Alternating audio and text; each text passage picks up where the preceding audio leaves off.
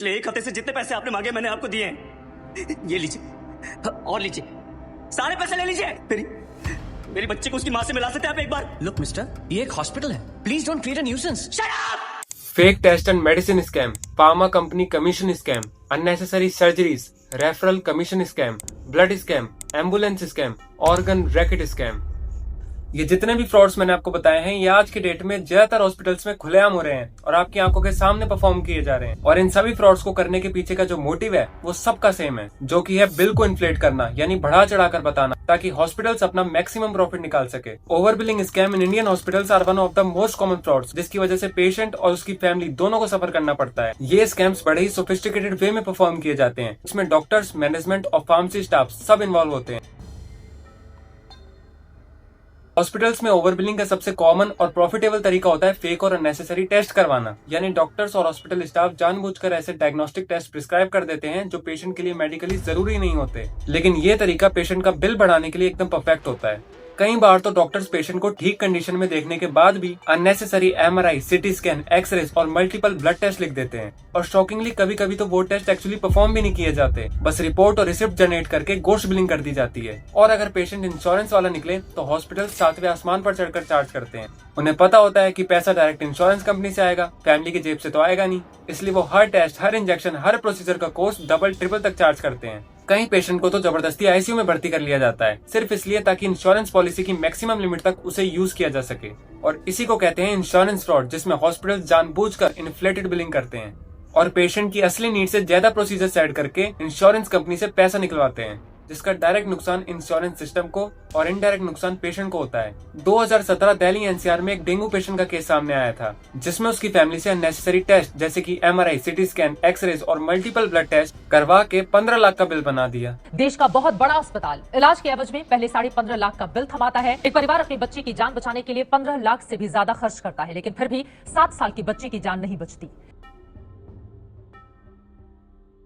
इसमें डॉक्टर्स और हॉस्पिटल्स का मेन फोकस पेशेंट को ठीक करने से ज्यादा फार्मा कंपनी के कमीशन पर होता है। मतलब पेशेंट को मार्केट में अवेलेबल सस्ती और इफेक्टिव दवाई देने की बजाय महंगी और ब्रांडेड मेडिसिन प्रेफर की जाती है। अब इसका नुकसान सीधा पेशेंट को उठाना पड़ता है, क्योंकि जहां एक जेनेरिक मेडिसिन 100 रुपए की मिल सकती थी, वहां उसे 400 से 500 रुपए खर्च करके ब्रांडेड मेडिसिन परचेज करनी पड़ती है। और पेशेंट भी बेचारा सोचता है कि शायद डॉक्टर ने कोई बढ़िया दवाई लिखी होगी, तभी तो इतनी महंगी है। पिछले साल दिल्ली के एक और हॉस्पिटल का केस सामने आया था, जहां डॉक्टर्स और हॉस्पिटल स्टाफ को मिलाकर टोटल 9 लोगों को ब्राइब के केस में अरेस्ट किया गया था। यानी वो सब मेडिकल सप्लायर से रिश्वत लेकर उनके मेडिकल प्रोडक्ट्स पेशेंट को प्रिस्क्राइब कर रहे थे। ये जो सप्लायर्स होते हैं डॉक्टर्स को लाखों की रिश्वत और फॉरेन ट्रिप जैसी फैसिलिटीज प्रोवाइड करते हैं, जिससे ये डॉक्टर्स उनकी मेडिसिन पेशेंट्स को लिखते रहे।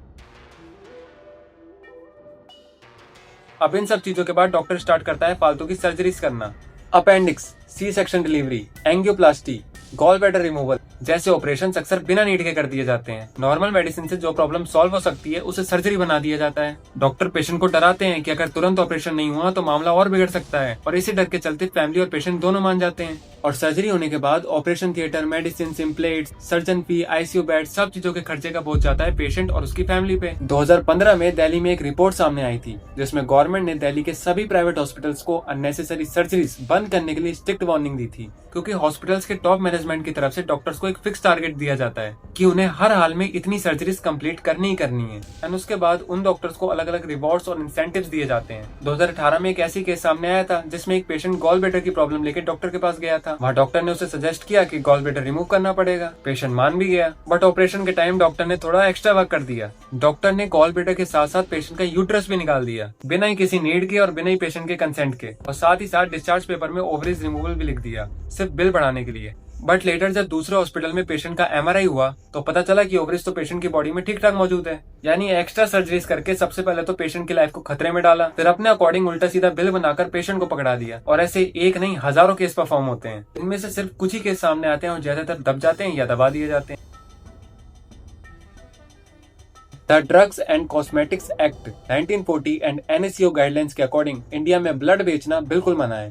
सिर्फ प्रोसेसिंग चार्ज लिए जाते हैं, यानी ब्लड डोनेट करने के बाद ब्लड का टेस्ट करना पड़ता है कि कहीं ब्लड इन्फेक्टेड तो नहीं है, और फिर उस ब्लड की स्टोरेज, इन सब का खर्चा लगता है, जो कि गवर्नमेंट ने 1000-1500 पर यूनिट ब्लड फिक्स कर रखा है। इसलिए गवर्नमेंट या मेडिकल कॉलेज हॉस्पिटल्स में से अगर पेशेंट ब्लड लेता है तो उससे 1000 या 1500 पर यूनिट ब्लड के चार्ज किए जाते हैं, और अगर पेशेंट के पास खुद का डोनर है तो ब्लड फ्री होता है, तो कोई पैसा चार्ज नहीं किया जाता। लेकिन प्राइवेट हॉस्पिटल सेम यूनिट के लिए 5000 से 10,000 रुपए तक चार्ज करते हैं। ब्लड अवेलेबल नहीं है, ब्लड अरेंज करना पड़ेगा, ऐसी बातें बोलकर ये आपसे पैसा ऐंठते हैं। इवन अगर फैमिली खुद का डोनर भी ले आए तब भी ये उसे रिजेक्ट कर देंगे, या फिर फैमिली की तरफ से डोनर होने के बाद भी ये उनसे मोटा पैसा चार्ज करेंगे। रीजन ये है कि इंडिया में इतनी बड़ी पॉपुलेशन होने की वजह से ब्लड की डिमांड बहुत आई है, लेकिन ब्लड डोनर्स उतने नहीं है। रेयर ग्रुप जैसे AB नेगेटिव, O नेगेटिव तो और भी मुश्किल से मिलते हैं, और इसी गैप का फायदा उठाकर हॉस्पिटल्स और एजेंट्स अवेलेबल ब्लड को भी रेयर और शॉर्टेज बोलकर फैमिलीज को ब्लड ब्लैक में सेल करते हैं, जिनका प्राइस हजारों में होता है। अब जो ये हॉस्पिटल्स होते हैं, ये टेस्ट वगैरह के लिए सभी पेशेंट्स को एक ही लैब सजेस्ट करते हैं, जहां से उनका कट फिक्स होता है। कट का मतलब कमीशन, यानी डॉक्टर को 20 से 40% तक कमीशन मिलता है ऑन एवरी पेशेंट। अब इसमें देखा जाए तो ये कोई गलत नहीं है, लेकिन ज्यादा कमीशन के लालच में डॉक्टर पेशेंट को जबरदस्ती टेस्ट लिख देते हैं और लैब में भेज देते हैं। और ये खेल सिर्फ लैब तक लिमिटेड नहीं होता, एम्बुलेंस भी पेशेंट को पास के हॉस्पिटल की बजाय 15 किलोमीटर दूर उसी हॉस्पिटल में ले जाएगी, जहाँ से उसको कट, कमीशन या रेफरल मिलेगा। 2022 में गुड़गांव में एक केस सामने आया था, जहां रोड एक्सीडेंट के बाद एम्बुलेंस ने पेशेंट से सिर्फ 10 किलोमीटर ले जाने के लिए 12,000 रुपए चार्ज किए। इसी तरह लखनऊ और दिल्ली में भी कई बार न्यूज सामने आई है कि प्राइवेट एम्बुलेंस वाले रात में डबल ट्रिपल रेट चार्ज करते हैं, और हॉस्पिटल भी इसमें इन्वॉल्व होता है। इसके अलावा जैसे मैंने आपको पहले बताया कि हॉस्पिटल्स एक पर्टिकुलर एम्बुलेंस कॉन्ट्रैक्टर से टाई अप कर लेती है, यानी एक्सीडेंट या इमरजेंसी की कंडीशन में ये एम्बुलेंस पेशेंट को उसी हॉस्पिटल में ले जाएगी जहाँ से उसका कट फिक्स रहेगा। अब जनरली एम्बुलेंस 1000 से 2000 रुपए तक चार्ज करती है, लेकिन ये tie up ambulance double triple तक चार्ज करती है, जिसमें से कुछ पैसा हॉस्पिटल वालों की जेब में और कुछ पैसा एम्बुलेंस कॉन्ट्रैक्टर की जेब में जाता है। 2024 में गुड़गांव पुलिस ने एक बड़ा रैकेट पकड़ा, जहां बांग्लादेशी लोगों को बेटर जॉब्स और मेडिकल हेल्प के बहाने वेस्ट बंगाल रूट से बॉर्डर पार इंडिया लाया जा रहा था, और यहां उनसे 2 लाख के बदले किडनी डोनेट करवाई जा रही थी। और यही कलेक्टेड ऑर्गन्स जयपुर के हॉस्पिटल में इलीगली 8 से 10 लाख रुपए में बेचे जा रहे थे, और उसके बाद डॉक्यूमेंट्स में डोनर को पेशेंट का रिलेटिव बना दिया जाता है, क्योंकि इंडियन लॉज के अकॉर्डिंग पेशेंट सिर्फ अपने क्लोज रिलेटिव से ही ऑर्गन ले सकता है, किसी बाहर वाले से नहीं। मतलब पहले तो गरीब को धोखे से या थोड़े बहुत पैसे देके उसका ऑर्गन डोनेट करवा लिया, और फिर उसी ऑर्गन को किसी रिच पेशेंट को 5 गुना प्राइस में बेच दिया। अब इन सब के अलावा कुछ ऐसे डॉक्टर्स भी हैं जो रियल में डॉक्टर ही नहीं है, यानी सिर्फ फेक डिग्री और करप्शन के दम पर उन्हें हॉस्पिटल में एंट्री मिल जाती है। इस महापुरुष का रियल नेम नारायण विक्रमादित्य यादव है। ये बंदा यूएस का एक famous cardiologist doctor John Camm का नाम यूज करके, यानी अपनी एक फेक आइडेंटिटी बना के, यानी fake degrees, fake experience letter, fake Aadhaar card, fake stamps बनाकर एक हॉस्पिटल में एज अ कार्डियोलॉजिस्ट एंट्री ले लेता है, जहां जैन 2025 से फेब 2025 यानी सिर्फ 1 महीने में ये बंदा 12 लोगों की हार्ट सर्जरीज करता है, जिसमें से 7 लोग तो बेचारे बच ही नहीं पाते।